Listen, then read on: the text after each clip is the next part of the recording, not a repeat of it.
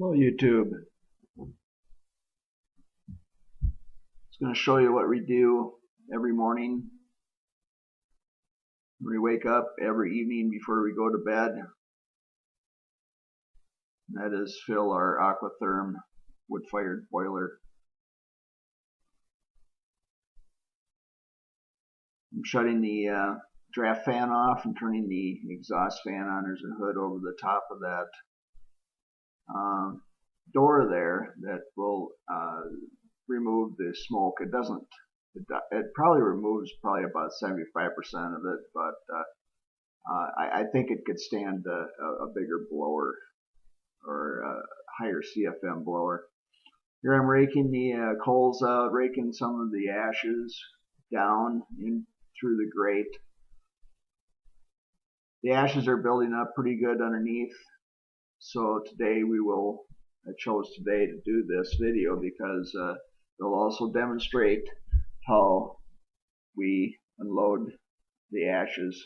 It is really a simple setup.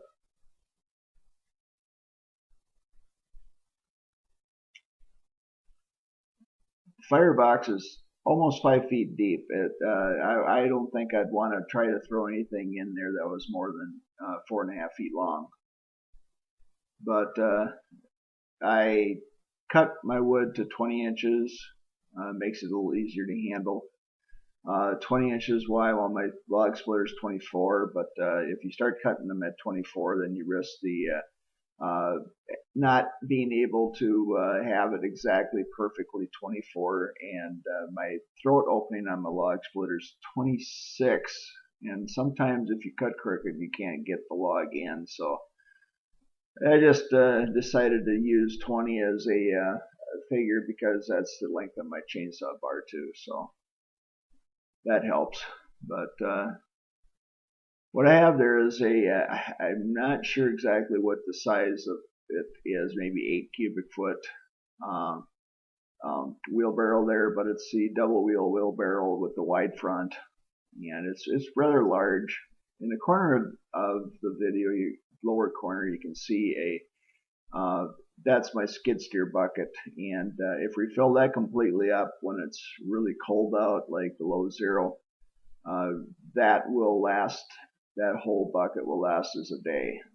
So there, one almost got out. Okay, here's the ash system. There's a door down here that you have to flip open, and then there's a crank. And what it is just an auger, like a grain auger. Only maybe, well, I don't think it's really any heavier than a grain auger. I'm not sure if this is made out of stainless steel. The boiler is actually made out of stainless steel. What we generally do is, today it's so windy, we actually brought the ash bucket inside, and we use obviously a metal trash can for that. I think it's a 30-gallon metal trash can we use with the lid. I have made the mistake of using a composite Rubbermaid trailer, and I was so careful to keep I emptied it out when it was not any holes in it, and there I'm shutting the door, and I would kind of hollow out a thing in the middle and then put the hot ashes in the middle, but some of them got off the side and burned a little hole in the side of my trailer. So lessons learned. But anyway, nearing getting this emptied out. We generally go a week on emptying the ashes out.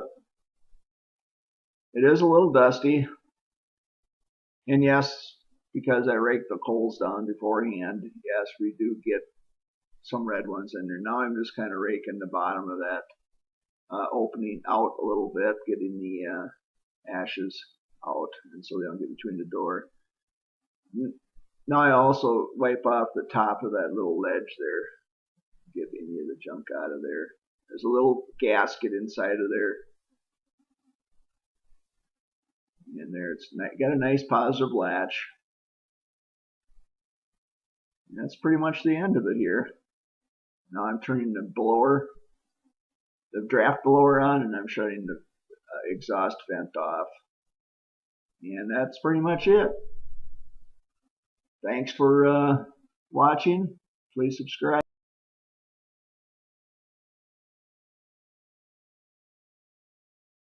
If you're liking these videos, please subscribe to my grandpa's channel.